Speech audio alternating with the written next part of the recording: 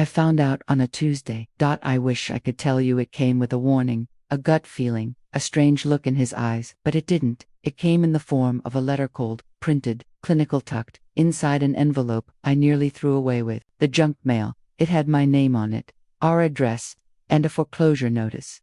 I stood in the middle of our kitchen, the same one I had spent countless hours painting, decorating, and dreaming inside, reading the words over and over. Notice of default, failure to pay, auction scheduled. It didn't make sense. We had never missed a mortgage payment. Not once. My hands were shaking as I dialed our lender's number, heart pounding against my ribs like a war drum. I was ready to tell them they had the wrong address, that there must have been some mistake, but their WASN single quotes. The woman on the phone, polite but detached, read off the payment history, or rather, the lack of it. She told me that over the past 6 months, the payments had stopped entirely. Our account had been drained, our savings emptied, and the person who had signed the withdrawal authorization, my husband, Eric. That was the moment it cracked. Not just the surface of our marriage, but something deeper, something at the very foundation of my life. I felt the ground shift beneath me. I called him, my voice chimерally so. He answered like nothing was wrong. He was on his way back from work, said he'd pick up dinner. I told him not to bother, that we needed to talk. When he walked through the front door and saw the envelope on the counter, I watched the blood drain from his face. He tried to speak, to make excuses. I meant to fix it, he said. It's not what you think, but it was. What followed was a mess of stammered explanations and broken phrases. Something about debts, about bad luck, about thinking he could win it back, gambling. He had used our home, our only real asset, to fund a gambling addiction I didn't even know existed. 18 years of marriage, 2 kids, and I never saw it coming. I didn't scream, I didn't cry. I just sat down at the kitchen table, folded my hands, and stared at the man I thought I knew. You risked our home, I said, our children's safety, my trust. He didn't have an answer, just tears, just silence, and all I could think was, how did it come to this?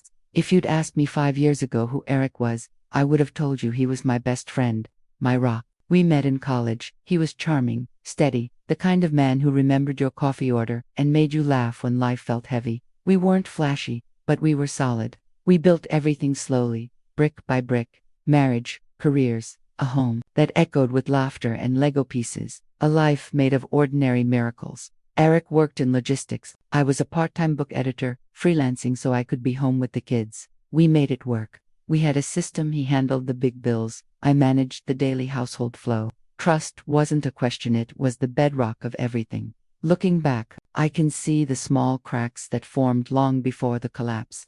Not obvious ones, just ... stress. He started coming home later, said the office was demanding more, that promotions were around the corner. Sometimes he seemed distracted, distant, but I chalked it up to pressure. Everyone has seasons like that. I remember one night we were sitting on the porch, kids finally asleep, and I asked him if he was okay. He smiled, touched my hand, and said, just tired. I'm carrying a lot, but it's for us. For the future. I believed him. I didn't notice the subtle shifts. The occasional overdraft, he said, was a mistake. The sudden need to move money around between accounts. The weekend work trips that didn't quite match the stories. I questioned things, sure, but only lightly. Because questioning too hard meant I didn't trust him. And I did. Blindly. There was one moment that now feels like a siren I ignored. It was our daughter Ava's birthday. She wanted a simple sleepover, nothing extravagant. I'd budgeted everything down to the candles. But when I checked our joint account that morning, it was nearly empty. Eric brushed it off. Said he'd moved money to another account for security, that he'd transfer it back after work. He never did. Instead, he came home with gifts, expensive ones, way beyond our budget. And when I asked how we could afford them, he kissed me and said, sometimes, you just have to make a kid feel like the center of the world. It was sweet, it was disarming, and it was a lie. What I didn't know then was that Eric had started gambling nearly 2 years earlier. It began with sports betting, something he did with his colleagues, just for fun, just to unwind. But slowly, fun became fix. A high he couldn't stop chasing. And every loss made the next bet feel like a potential solution. He started small, then bigger. He maxed out credit cards, opened new ones in his name. And when that wasn't enough, he turned to what we had our home. At some point, he convinced himself he could win it all back, that he was just one bet away from fixing the mess, that I would never have to know. But of course, secrets have a way of surfacing. They rot the structure from the inside. And the cruelest part, he let me keep building our home, our routines, our dreams on a foundation he had already hollowed out. Sometimes I wonder if he ever meant to tell me, if he'd hoped the lie could become truth before it caught up with him. But life doesn't work that way. And neither does betrayal. This wasn't just financial. It was personal, intimate.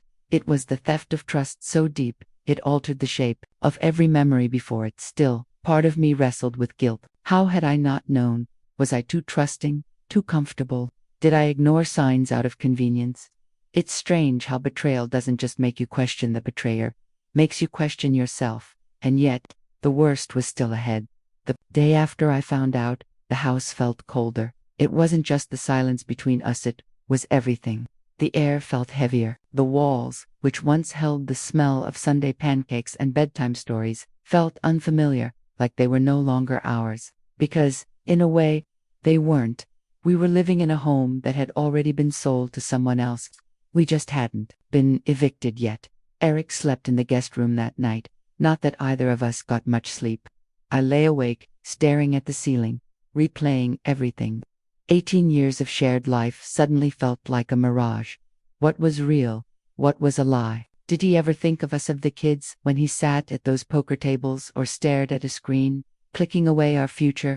I spent the next morning packing boxes, not because we had to move yet, but because I needed to do something. I needed to reclaim some control in a situation where I felt utterly powerless. Every time I passed our wedding photo in the hallway, I wanted to rip it off the wall, but I didn't. I just kept packing. When I told Ava and Lucas that there might be changes coming, I tried to keep my voice steady. They were 12 and 9, old enough to sense the tension, too young to carry the truth. I told them Dad had made a mistake, and we'd figure it out. Ava looked at me with her big, worried eyes and asked, "Are we going to lose our home?" And for the first time in my life, I couldn't lie to protect her. I just pulled her close and whispered, "We're going to be okay." It wasn't an answer. It was a hope. Eric, to his credit, tried to act remorseful. He cried, apologized, promised to fix everything. But remorse doesn't pay mortgage arrears. Promises don't undo foreclosure notices. He said he'd talk to someone, maybe a loan, maybe a second job, but everything he offered was a bandage on a severed artery. There was one moment that still haunts me. I found him one night at the kitchen table, staring at the foreclosure letter. His eyes were hollow. He looked like a man who had been swallowed whole by his own choices. "I didn't mean for this to happen," he whispered. "I just wanted to win for once." Win. That word hit me like a slap, as if our life wasn't already a win, as if our family, our children, our home, weren't enough, as if he needed something more. That's when the anger finally came. I told him he didn't just gamble money, he gambled us. And we were the collateral damage. That week, I withdrew what little was left in our personal account. I contacted a lawyer, not to file for divorce yet, but to protect myself and the kids. I needed to know what my rights were, what steps to take. The hardest part wasn't the legalities. It was the emotional unraveling. Every time I looked at him, I saw someone I didn't recognize, a stranger wearing my husband's face. Our neighbors noticed the change, too. The silence, the blinds that stayed shut. Some asked if we were okay. I gave vague smiles and said, "Just going through something." Because how do you explain this? How do you admit your entire life was leveraged for a roulette wheel? Even the smallest rituals became painful. Making dinner, folding laundry, seeing his toothbrush beside mine. The mundane things we never think twice about became reminders of everything that was breaking. I started sleeping in Ava's room. She didn't ask why. She just let me at night, when she fell asleep. I would stare at the glow-in-thought stars on her ceiling and wonder if we'd ever be okay again. Not just financially, but as a family, as people. The shame was its own kind of grief. I didn't tell my parents, didn't tell my friends. I was too embarrassed, too broken, too afraid they'd ask questions I couldn't answer without crying. And yet, beneath all of that pain, a quiet resolve began to form. I didn't know what the future looked like, but I knew this. I would not let his mistakes define me. I would not let this house be the end of our story. He had broken the trust. But I was still standing, and I wasn't done fighting. After the fallout, you'd expect the one responsible to be drowning in guilt, hiding away in shame. But that's not what happened at Eric. Thrived. It wasn't immediate. For the first few weeks, he kept his head down, avoided the neighbors, spoke only when necessary. He looked like a man humbled by consequence. But that act didn't last long, not after his brother. Derek offered him a job at his car dealership. That was the beginning of his second act. You see, Derek always idolized Eric in a strange, misguided way. Even growing up, he covered for him. When Eric broke their father's tools, Derek took the blame.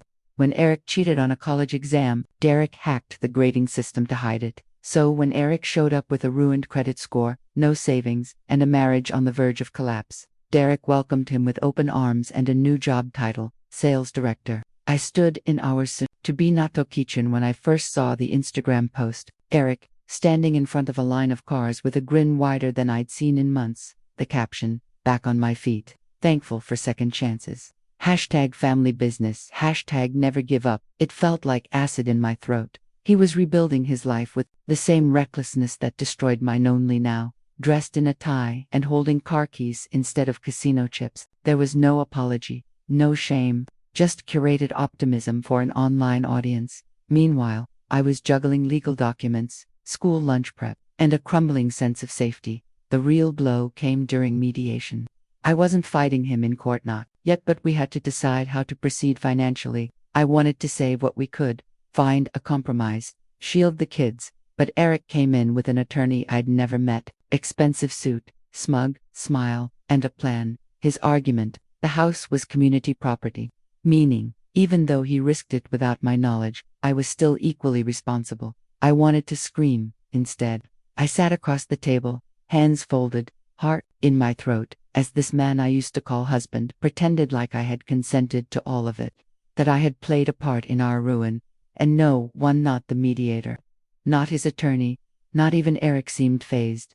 That was the moment I realized the system wasn't built for people like me. It wasn't built for nuance or emotional harm. It was built on signatures, ownership percentages, and paper trails. Never mind that I'd been working part-time to care for our kids. Never mind that every major financial decision had been his domain because I trusted him, loved him. Now, that love had been weaponized into legal liability. The worst part, he started acting like the victim. Two friends, he spun a narrative of tough times, told them we'd grown apart, that I was overreacting about the money, and he was doing his best to make things right. Some bought it, others stayed silent. The ones who mattered the most to me said nothing at all. It was a different kind of betrayal, the kind where people witnessed your collapse and choose not to get involved. One friend, Mallory, who had been in our wedding party, finally reached out. She didn't ask how I was. She asked if Eric would be okay. I ended the call halfway through. Even my own parents, though supportive, suggested that maybe Eric was just lost and gambling is an addiction. Yes, it is. But so is power. And Eric had found a new way to control the narrative, to control the outcome. This wasn't about redemption, it was about reputation. He began picking the kids up from school more often, took them on weekend outings, sent me photos of their smiling faces as if to prove something. But he wasn't doing it for them, he was doing it to win sympathy. To seem like the devoted dad rebuilding his life. I knew better. He was trying to shift the balance, to make himself look like the stable one, and meet the woman trying to protect what was left, look like the obstacle, and people fell for it. Even Ava once asked, "Why don't you smile like Daddy does when he takes us out?" That one cut deep, not because I didn't want to smile, but because I couldn't, not when I was the one scrambling to hold the pieces together while he curated his comeback. I started to question myself. Was I being bitter? Unfair? But then I'd see the foreclosure letter taped to the fridge as a reminder, or the quiet way Lucas flinched whenever Eric raised his voice, or the tears Ava tried to hide when she thought no one was watching. No, I wasn't the villain here. I was just the one who didn't have the luxury of pretending. And yet, despite all of it, I didn't retaliate. I didn't blast him online. I didn't storm into his office and demand justice. I didn't tell the kids the whole truth, though I wanted to. Instead, I watched, I listened. I gathered. Because something inside me had shifted. He had taken our house. He had taken my trust. But he would not take my voice. Not anymore. The turning point didn't come like a bolt of lightning. It was quiet, almost forgettable. A Thursday afternoon, gray skies. I was sitting at the dining table, my new office buried under a stack of overdue utility bills and half-empty coffee cups. Lucas was napping. Ava was reading on the couch. The silence was heavy but safe. Then came a knock at the door. It was Paige. We hadn't spoken much since the fallout. She and her husband used to be our couple friends. The dinner parties, the camping trips, the holiday gift exchanges. But when things collapsed with Eric, they faded into that neutral zone of not quite friends, not quite strangers. I opened the door cautiously. She didn't say anything at first. Just stood there with something like guilt in her eyes. Then she held out a manila envelope. "He used your name," she said softly. "I thought you should see this." Inside were copious dozens of financial records, contracts, wire transfers, and credit applications, all from the months leading up to the foreclosure, and all of them bore my signature. Only, I never signed them. I sat down slowly, each page confirming what I already suspected but had no proof of. Eric had forged my consent. Again. And not just once but systematically. Mortgage extensions, high-interest loans, title changes. He had constructed a paper trail so elaborate that no mediator, no judge, would have known the truth without this. I stared at Paige, stunned. Double quotes. "Where did you get this?" I asked. She hesitated.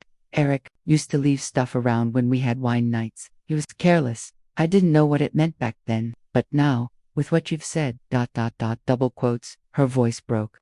"I'm sorry I didn't come sooner. I wanted to hug her. I wanted to scream. I wanted to rewind time and ask for help before everything burned. But instead, I just said, thank you, because that envelope changed everything that night. After the kids were asleep, I sat with those documents spread across my bed, my laptop open, my phone at my side. I began cross-checking dates, legal clauses, forgery patterns. I wasn't a lawyer, but I was a mother, a wife once, a woman who had trusted too long, and I was done being quiet. Over the next few weeks, I rebuilt what Eric tried to bury. I consulted a lawyer quietly, discreetly. Her name was Marissa Shaw, and she didn't waste words. After skimming the documents, she looked up at me and said, "He's in trouble, real trouble." Marissa explained how the forgery wasn't just unethical, it was criminal, especially if used to obtain loans against jointly owned property. And if proven, it wouldn't just shift the divorce proceedings, it would shift everything. Still, she warned me, this will be a battle. He's not stupid, and he's clearly desperate. I nodded. I'm not looking to destroy him. I just want what's right, and I meant it. I wasn't interested in revenge for the sake of vengeance, but I was interested in restoring the truth, and that truth had teeth. That same week, I started reclaiming small pieces of myself. I began substitute teaching at Ava's school, a temporary gig, but it gave me a routine again, a sense of purpose. I organized a yard sale, not out of desperation, but determination. Every dollar I earned, I marked with a note for our future. And slowly, people started noticing. Neighbors who once looked away offered kind words. One even slipped an anonymous note in my mailbox. "You didn't deserve what he did. Stay strong." It wasn't much, but it was enough to remind me that truth, unlike deception, doesn't need to shout. It just needs to endure. Meanwhile, Eric kept up his performance, posting vacation pictures, bragging about sales bonuses, even hinting at a new romantic interest through vague captions and tagged restaurants. It didn't hurt anymore. If anything, it clarified the gap between the image and the man. Then came the court date. Not for the divorce that was still ongoing, but for the fraud hearing Marissa had quietly set into motion. Eric looked smug when he walked in. He looked shaken when he saw the envelope. He looked pale when the judge read out the details. Dates, signatures, amounts, legal ramifications. He didn't look at me once, not even when the judge asked if he wanted to speak. He declined, and for the first time in years, I had the floor. I spoke not as a victim, but as a woman who had endured. I explained not with venom, but with clarity how trust had been manipulated, how documents had been falsified, and how a family had been left to carry the cost. The room was quiet when I finished. No gasps, no applause, just silence. But in that silence, I felt something shift. like the weight of months, years even, finally loosening its grip on my chest. Later, outside the courthouse, Marissa turned to me and said, "Whatever happens next, you've already won." And I believed her, because for the first time in a long, long while, I wasn't scared anymore. You'd think justice would feel loud, that it would come with slamming gavels or dramatic courtroom confessions. But that's the kind of thing you see in movies. In real life, justice comes like the tide. Steady, unstoppable, quiet. A month after the hearing, Eric called me. I almost didn't answer. His name still triggered something cold in my stomach, but I did. I wanted to hear what he sounded like now, what a man sounds like when the cards he stacked finally toppled. Sounded tired, hollow. "I just wanted to say I'm sorry," he said, voice brittle. I didn't respond. I let the silence hang. He cleared his throat. "I didn't mean for any of this to happen. It got out of control. The gambling, the lying. I thought I could fix it before you found out." Fix it. That's what he called draining our mortgage, forging my name, and tossing us into chaos. "You didn't just break the marriage," I said finally. "You tried to bury me in the fallout." His voice cracked. "I know." I could hear traffic in the background. He was calling from his car, probably parked outside a new rental. Or worse, still chasing the high that started all this. "I'll do whatever the court says," he added. "I just wanted you to know that I didn't say thank you. I didn't say I forgave him. I just said, 'Goodbye, Eric,' and I hung up." That was the beginning of his slow unraveling. The court ordered him to pay restitution, not just for the fraud, but for half of the equity he'd drained from the house under false pretenses. He'd also violated multiple clauses in our divorce mediation by failing to disclose his debts and forging signatures, which put him in breach of settlement. His assets were frozen temporarily. He lost his job within weeks. Apparently, his company found out about the fraud charge, and while it didn't make headlines, it was enough to make him unemployable in his field. It didn't feel triumphant. It felt just that, like truth finally had a seat at the table. The kids noticed. Ava came home one day after a supervised visit with him, quiet, pensive. She hugged me harder than usual that night. "Are we gonna be okay?" she asked. I smiled and kissed her forehead. "We already are, because I'd taken on more hours at the school. The community had rallied around us in ways I didn't expect. Friends who'd drifted away returned. Parents dropped off casseroles, hand-me-downs, free tutoring offers, and then came the opportunity I hadn't seen coming. One of the other teachers, Ms. Riley, had seen how I handled the school board during a parent conference. She pulled me aside one afternoon. "You ever think about going back to school?" she asked. I blinked. "To study, to lead." She handed me a brochure. A night course in educational leadership, a small program, flexible hours, partial scholarship for single parents. Something in me stirred. I hadn't dreamed for myself in a long time, but now, I was starting to. It didn't erase the pain. It didn't magically fix everything, but it gave me something Eric had taken from me slowly, year by year, a sense of becoming. Eric, meanwhile, faded. He moved out of state quietly. The court hearings concluded. His financial obligations remained, but I didn't chase him. I didn't have to. The system had finally worked, and I had already won back what mattered most: my voice, my power, my peace. I never gloated. I never posted cryptic captions or reveled in his downfall. My justice didn't come with fireworks. It came with freedom. I redecorated the house not because I needed a change of scenery, but because it felt like claiming sacred ground. New paint, fresh curtains, even a little reading nook for me in the corner of the living room. And on one rainy afternoon, while sipping tea and grading papers, I realized something. I wasn't just surviving anymore. I was living. Eric had once gambled away our home, our future, our stability, but in trying to erase me, he accidentally gave me the one thing I never thought I'd reclaim: myself. And I wasn't going to let go again. It's strange how quiet peace can be. There were no parades, no dramatic finishes, no applause echoing from the heavens, just calm, a kind of stillness that I hadn't felt in years. The storm had passed, and I was still here. Months went by, then a year. My nights were no longer filled with worry over overdue payments or stomach-churning calls from the bank. Instead, they were filled with laughter, my daughter reading aloud in the kitchen while I made dinner, my son drawing pictures of us under rainbows and suns. There was healing in the ordinary. I enrolled in that leadership program, slowly, nervously. At first, I doubted myself every step of the way. I was the oldest student in the class, a single mom, juggling a full-time job and everything else life had hurled at me. But I never missed a lecture. And each assignment, each late-night study session reminded me I wasn't starting over. I was stepping forward. Then, one day, I got an email from the school district. An opening had come up for a vice principal position at a nearby elementary. It wasn't huge, it wasn't glamorous, but it was the kind of opportunity that could change everything. I applied. Weeks later, I got the job. I remember sitting in the same kitchen, at the same table where I once held foreclosure notices and late bills, now holding an offer letter with my name printed at the top end for the first time. I cried tears that weren't from fear or grief, they were from pride. I framed that letter.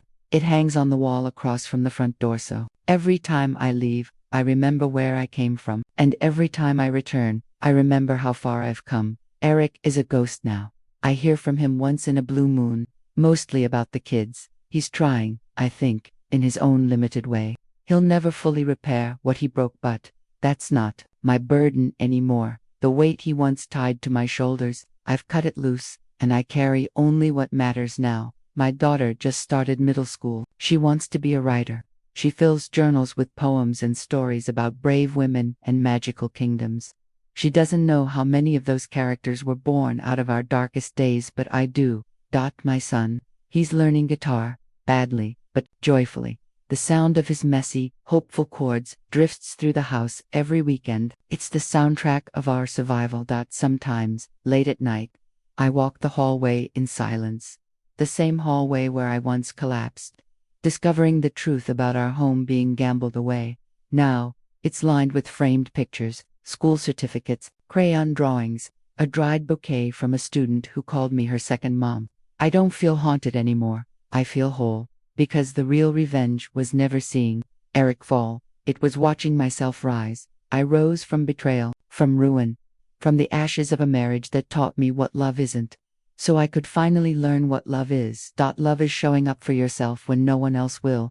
Love is staring down shame and saying, you don't get to live here anymore. Love is rebuilding, not because you weren't broken, but because you were, and you still chose to begin again. So if you're listening to this, if you've felt what I felt, if someone gambled with your trust, your heart, your future, I want you to know something. You are not weak for breaking. You are powerful for rising, and you don't need revenge to be whole. You just need peace, and peace, my dear, begins the moment you decide the past doesn't get to define you anymore.